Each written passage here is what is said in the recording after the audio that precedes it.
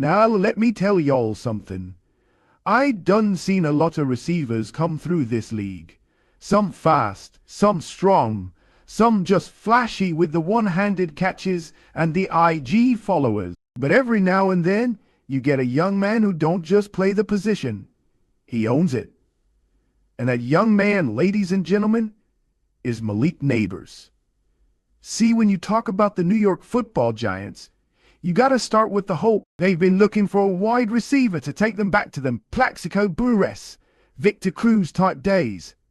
That electricity, that give me the ball and get out the way type of energy. And when they drafted Malik Nabers, oh Lord, they got themselves a live one.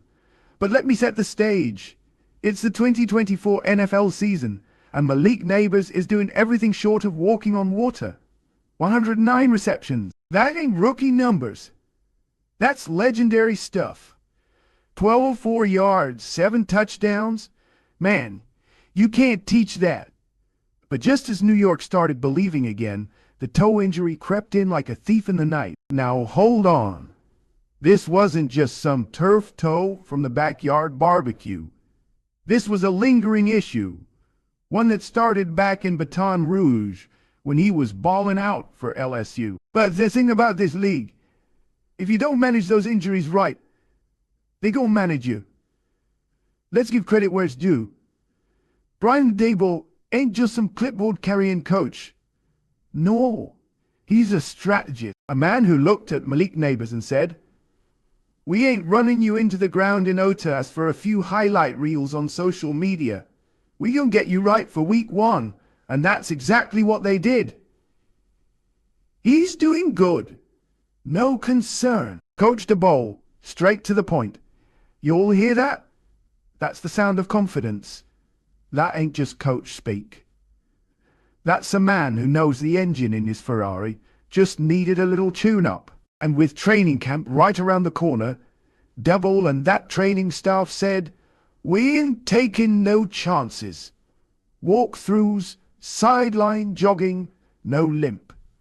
Just precision rehab." Now let me tell you, when a coach takes the long view on a star player, you best believe that means he sees something special. Daboll ain't risking nothing on a wideout unless that man is going to change games. And Malik, he's exactly that dude. Now you'll know UNC don't throw flowers unless it's earned. Malik Nabers, that young man was built for this moment. His route running is sharper than a Ginsu knife. His acceleration, woo!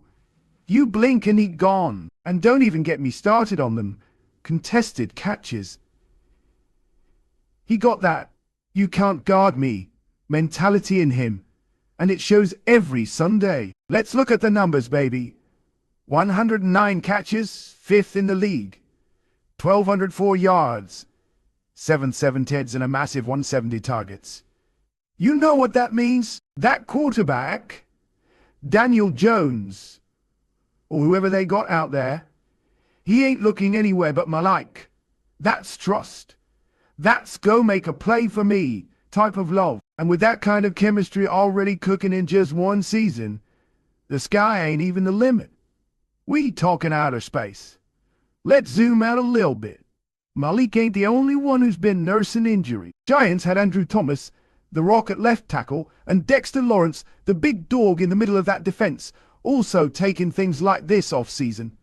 You know what that tells me? This ain't just about the health of one player. This is an organization that finally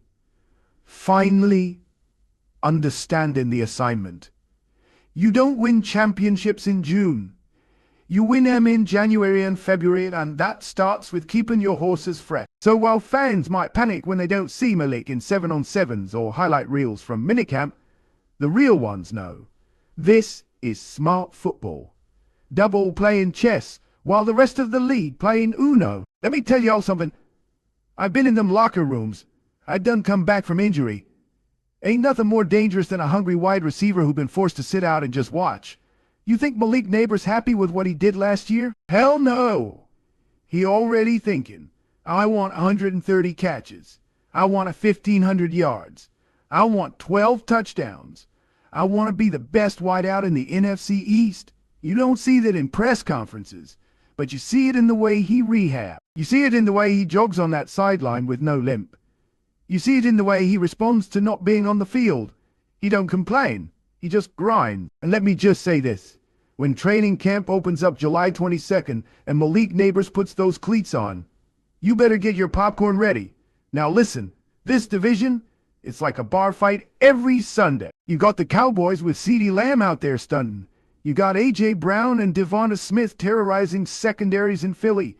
And now Washington out here trying to figure out how to be relevant again. But Malik Nabers, he the wild card. He the one that, if healthy, could break this whole thing open. The Giants got a defense. They got Saquon's replacement ready in the backfield.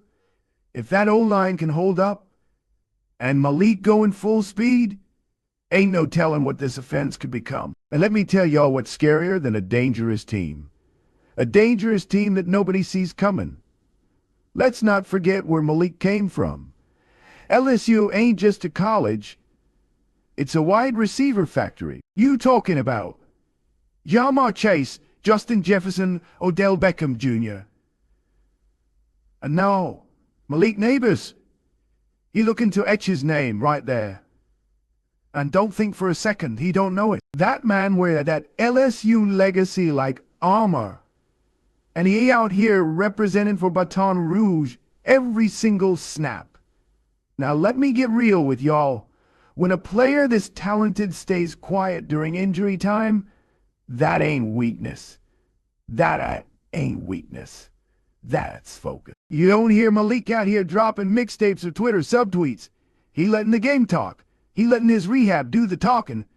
And I respect that. Because when that first deep ball come in training camp, and he goes up, snatches it over 2 DBs, and trots into the end zone,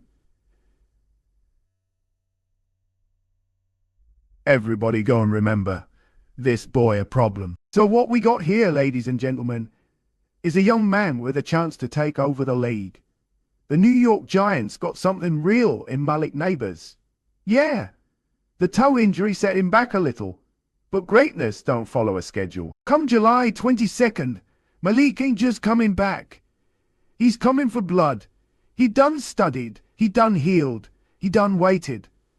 And now, the league better have a plan. Because if they don't, Malik Nabers go mess around and lead the league in everything. Skip! I'm going to tell you right now, if Malik Nabers stay healthy, that toe hold up. And Daniel Jones give him the ball the way he did last season, woo! It's going to be a long day for them cornerbacks. Malik ain't just trying to play. He trying to dominate. You bang, run. Our Warren, do.